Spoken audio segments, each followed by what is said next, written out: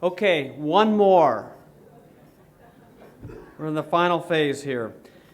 For this last award, we found it very fitting to have a treasured, long-standing CED trustee recognize another treasured, long-standing CED trustee. And for that, we welcome to the stage Dan Rose, the chairman of Rose and Associates. Dan's career has included a broad range of professional civic and not-for-profit activities and a presidential appointment. He has been involved with property development such as the award-winning Pentagon City Complex in Arlington, Virginia, the One Financial Center office tower in Boston, Massachusetts, and so on. Dan, thanks for all that you've done over the years for CED, and welcome. I'm going to help you up. Thank you. Thank you. Friends, the list of our honorees today, the people who have been acknowledged and honored today, is formidable. And when I first saw the list, the roster of our awardees, I couldn't help thinking of the Saturday afternoon movie strips that my friends and I used to go to see The Lone Ranger or Tom Mix. These were 15-week serials, and in case you happened to miss the week before, to make it easy for you to tell the good guys from the bad guys, it was easily identified by the color of their hats. Tom Mix, the Lone Ranger, and their friends always wore the creamy white hats. You could spot them immediately. And thinking of our honorees, it's clear they are the good guys, even though you can't tell them by their hats tonight. They are a formidable group. And it's clear that Joe Kasputys, our honoree, our final honoree for the evening, is an appropriate member of that group. This is a formidable fellow that we're proud to have on our team. Now, to discuss Joe briefly is a challenge. I can best do it by pointing out that in America today, it's widely assumed that the free market represents efficiency with no necessary sense of public responsibility. That government is widely seen as meaning well, as well-intentioned, but at its best inefficient, at its worst totally incompetent.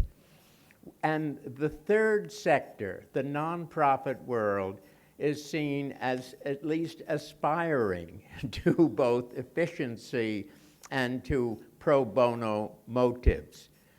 Joe Kasputys, our final honoree, is a star in each of those three areas. His work in the free market has been honored and cheered. You can read all about it in the program. He is a star. His work in government has been widely cheered as one of the most highly regarded assistant secretaries of energy. This man is widely acknowledged as the de facto father of the Department of Energy. Tonight, we are acknowledging his work in the third sector. He's already received honors and awards for other pro bono activities. Tonight is our opportunity to acknowledge his remarkable contributions to CED, this wonderful organization, this productive group of the good guys that is as successful and as important as it is because of the contributions of people like Joe. This is a remarkable organization that merits our support, merits our assistance, merits our active involvement, and is effective to the extent that good people like all of us play our parts, and Joe has. as chairman, as a trust, as an officer, as a board member, as a committee chair, as a committee member, as a staff advisor. This guy has been a star, and tonight it is our happy occasion. This happy occasion, CED can say, thank you, Joe, for all you've done to CED.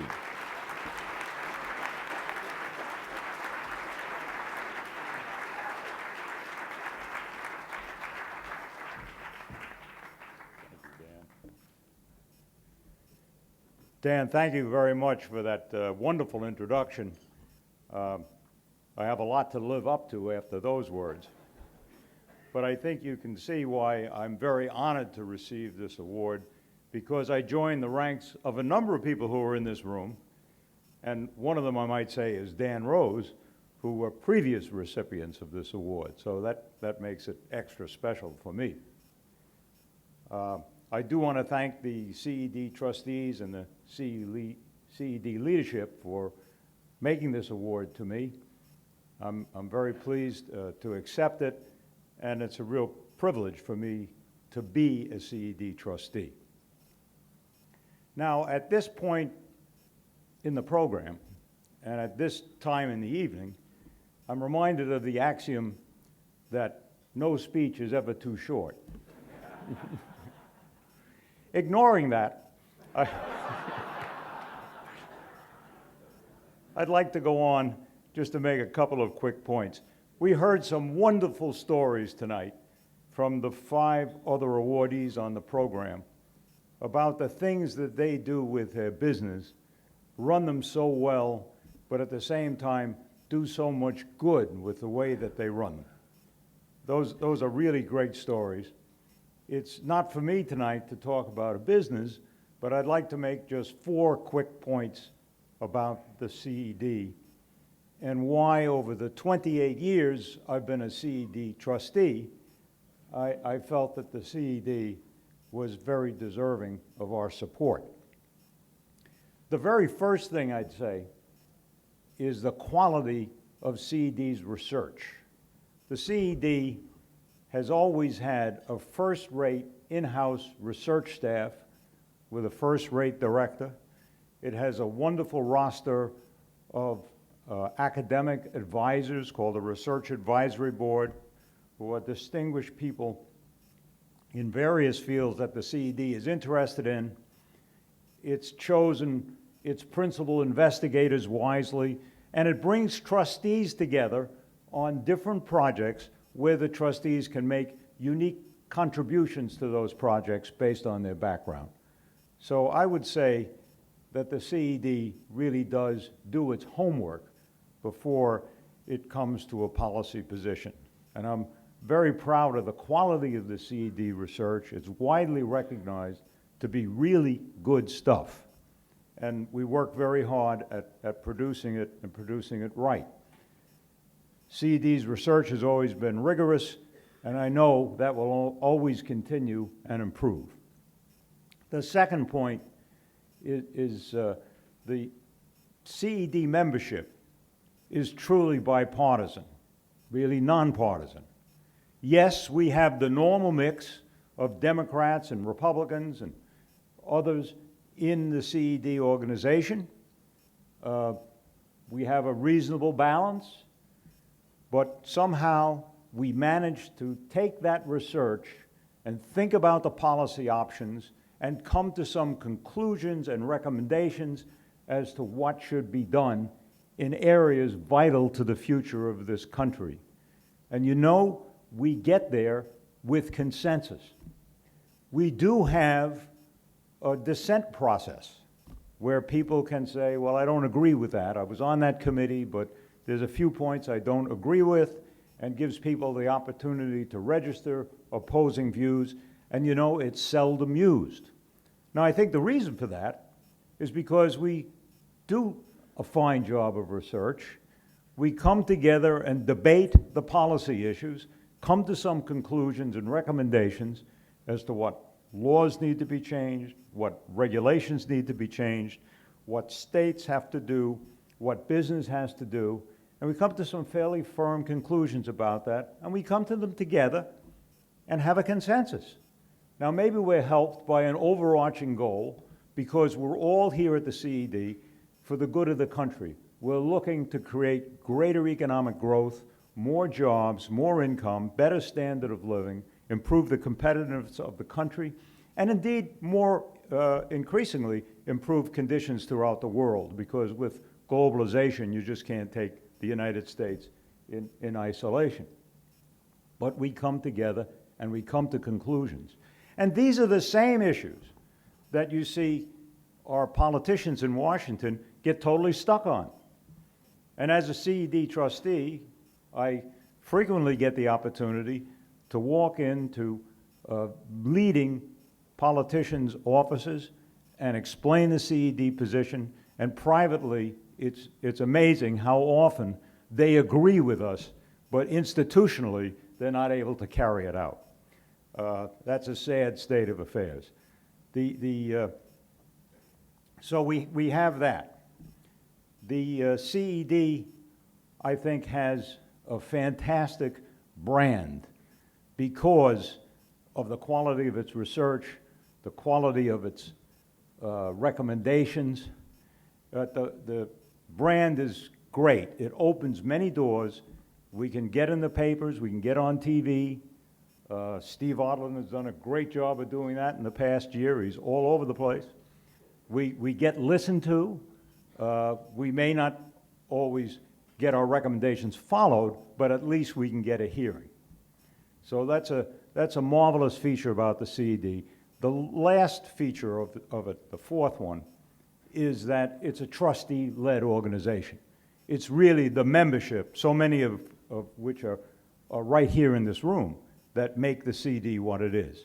It's people of substance who are committed to the well-being of the country, who care about the answers, who care about the future, who are willing to think about the long term, not just the short-term expedience, but what about the long-term growth and development of the country, the economy, for the next generations. They're wonderful people, the trustees. They give a lot of themselves. So for the past 28 years that I've been privileged to serve as a CED trustee, these are the things that keep me coming back to work with people that are part of this organization. We have so much to do, so much more to do. We're trying our best to make progress in education, to make progress in corporate governance. We've launched a new effort on sustainable capitalism, which is really looking at the long-term issues facing the flourishing of capitalism and how it needs to change, or how institutions that affect it need to be changed. And something that I'm very close to, I co-chair with Bo Cutter, the Fiscal Health Committee, and we're trying to do something about the fiscal mess in Washington. So there's a lot to be done. I believe we have to keep trying. We obviously need to do more than we're doing. But I am very encouraged by the momentum that we have in the CED today. We're moving forward. I can sense it, I can feel it. So I would like to say in closing that if you're a trustee of the CED, I can only ask that you do even more than you've been doing.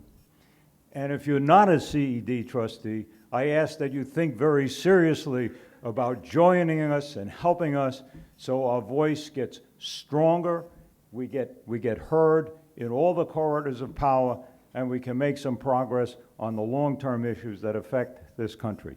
So again, I thank you very much for this award, and now it's time to get back to work.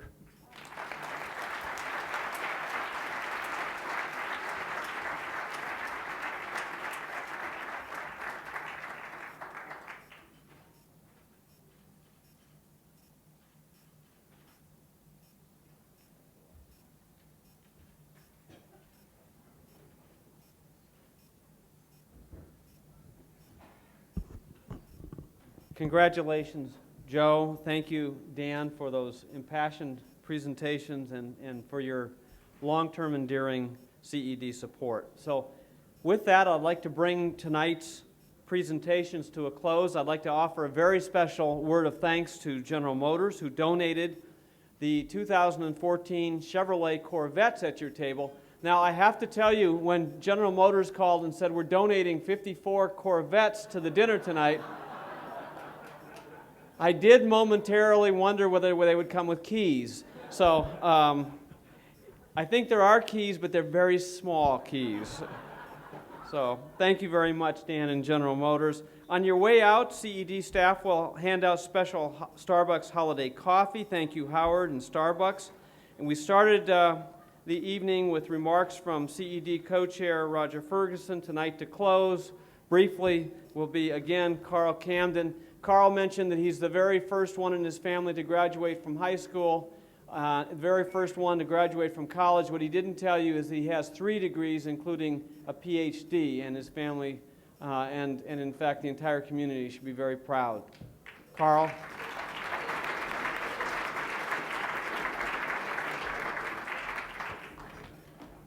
I thought I would wrap with a little bit of a sales pitch, but I think Joe did that quite well. You know, the Distinguished Performance Awards are about championing extraordinary leaders, and these are great people.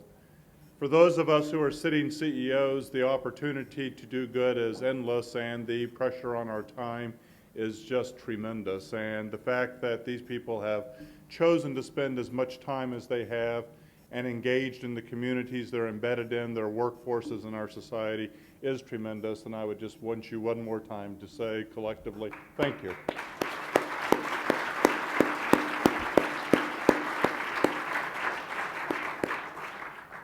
But let me briefly also urge you to respect the value of collective action by us. I worry a lot that we could be the last generation of business leaders who will be respected, who will be viewed as statesmen who stepped forward at a time when the country needed us and chose to act.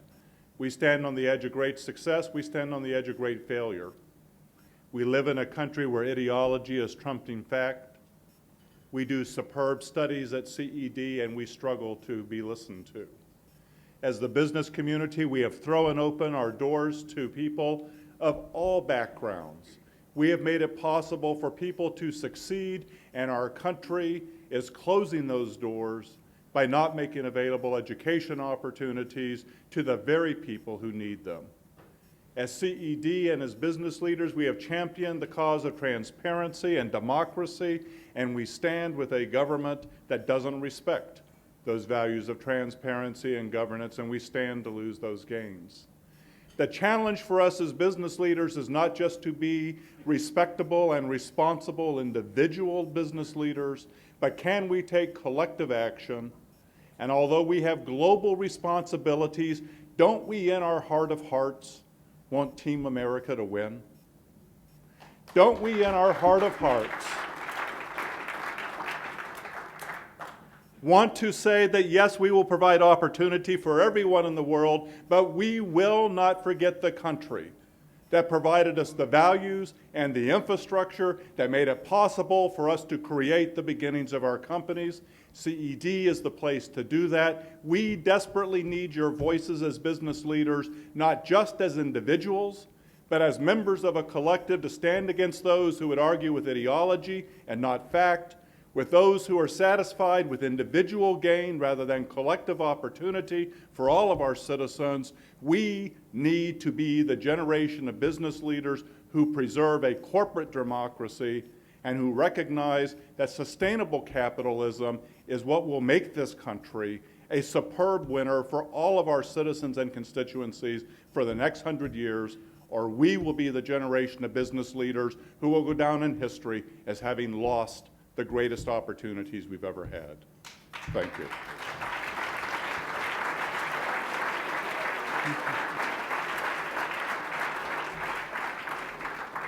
I was told to be brief. That's brief. Come forward and join. Thank you. Thank you for coming, and have a great evening, everybody.